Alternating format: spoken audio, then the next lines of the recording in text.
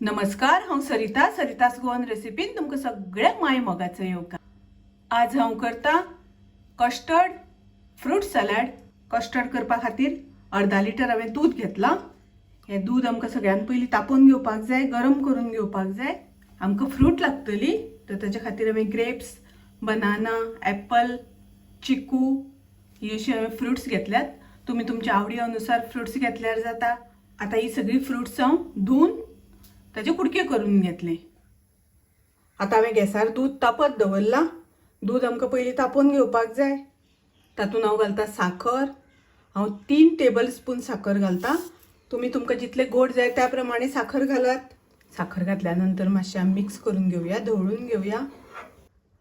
हांवें 3 table spoon custard powder घेतला, तातूंत थोडेशें दूध घातला आणि हे सगळें मिक्स करून घेतला। दूध घालता आसतना गरम दूध घालप ना, अशें थंड दूध घालपाचें आणि अशें करून ते घोळून घेवपाचें। आणि हे घोळून जाल्या नंतर आता आमी ते दुधान मिक्स करूया। हळू हळू हळू हळू करून घालून जाल्यार गुळे जाता। आता हांव गॅस बंद करता। आता आमकां हे थंड करून घेवपाक जाय। रूम टेम्परेचराचेर आयल्या नंतर ते आमी फ्रिजान दवरपाचें। आता हांवें कस्टर्ड बरें थंड करून घेतलें। पळया, बरें एकदम दाट अशें जाला आणि सगळी फ्रुट्स कट करून घेतली। आता आमी फ्रुट्स आनी कस्टर्ड मिक्स करून घेवया। तर सगळें हांव एक बाउलान घेता। डाळिंब घालता हांव तातूंत थोडे।